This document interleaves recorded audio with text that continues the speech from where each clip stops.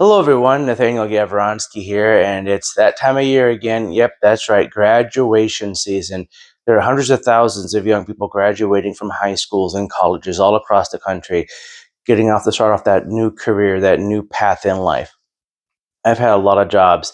I've worked in fast food. I've worked construction. I've traveled for a living. I've worked in corporate liquidations. I've worked in finance. I worked in the news. I work in politics.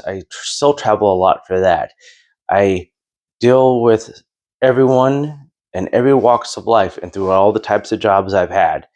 And a lot of times you deal with a lot of people who are in the worst possible mood in that particular moment in their life. And you have to deal with them as dealing with the public. A lot of jobs out there are very, very hard. But when you really think about it, you want to know the best type of job, the best job you could possibly get. I'll tell you, it's very simple and it's very easy. Florist. Think about it. When was the last time you went to go buy flowers in a bad mood? You're going to deal with people. They might be somewhat stressed. They might need to say that they are sorry. They might have just lost someone that's very dear to them. But they're also going to be at their most empathetic. Think about it. When have you ever bought flowers for someone because you were mad at them? You're usually trying to say you're sorry, or you're trying to show someone that you care about them, that you value them. If there's something about them that you want them to know that you are thinking about them. It might not always be a good situation. They might not be in the happiest moment themselves, but the flowers are your way of saying, I'm here for you, I care about you, and I value you and your family. Being a florist, you're always going to deal with people when they're at their most human. I've think about it. Doctors, they're likely going to get sued sometime in their career. I don't know anyone who particularly likes lawyers or politicians for that matter, let alone the activists. And if you're in the news, well, half the country is going to hate you just because you're on the opposite side of the argument. I've never met anyone who hates their florist, though. If you really think about it, in New York City, there's a few florists around. You got to go a couple blocks, but they do pretty good. And the rent in New York City is expensive. There's a birthday every single day of the year, and there is someone getting married every single day of the year. And unfortunately, people die every day. And you're going to need to be able to be there to support those families and the loved ones who are trying to show each other that they care about each other and that they remember and love the person they have recently lost. Being a florist gives you the ability to be a part of everyone's most human moment. So if I was going to ever have to pick a new career path at this point, I would definitely look into being a florist because honestly, your whole job is to make the people and your customers have a better human connection with other people. It's funny, when I was in high school, my freshman year in high school, every girl I knew, at least I knew know the name of. I didn't know the girls like really well, each individually, but I knew their names. And so I went and I bought every single girl in school, from freshman to a senior, flowers.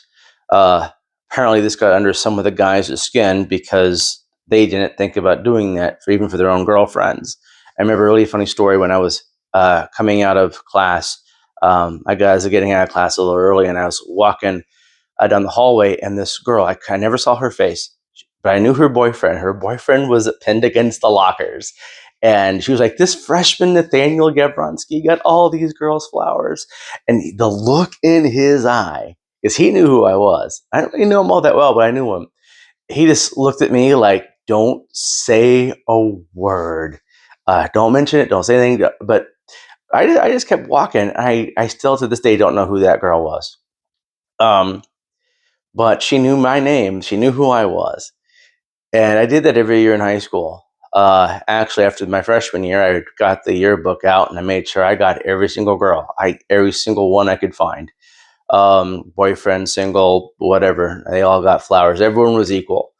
Um, Man, the guys hated me for that. But Valentine's Day was like my favorite day of the year. It surpassed my own birthday. It surpassed any type of other holiday. I just loved being able to spread joy. When I was in college, I would do the same thing, except for like there's no way I could to know all the girls, and so what I did is I went and bought hundreds of dollars worth of flowers, and I would walk down the street. I went to a couple different colleges, and I just got every flower I could get. I mean, I would order them. I'd tell the florist like a month in advance what I was doing, and they were so like thrilled with the idea. They actually gave me a pretty good discount on it, thankfully. But I'd walk around town giving just random girls flowers. Never asked for their names.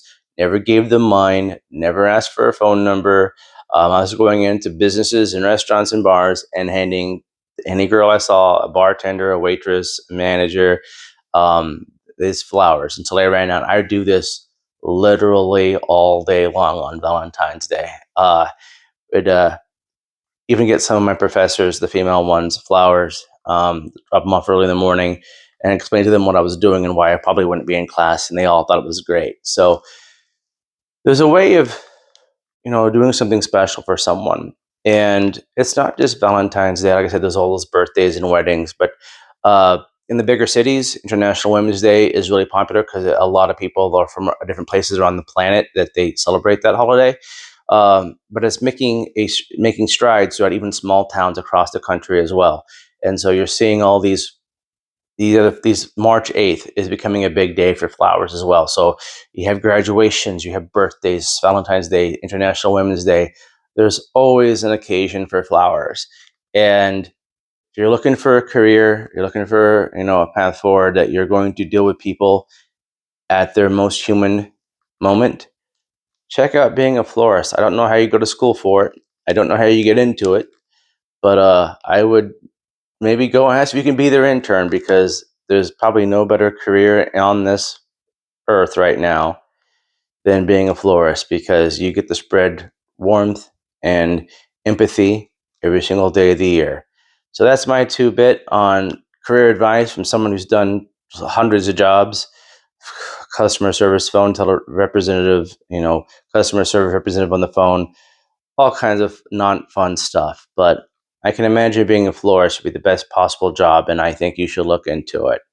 Nathaniel Gavronsky, wishing everyone a happy graduation. You did a great job. You made it through.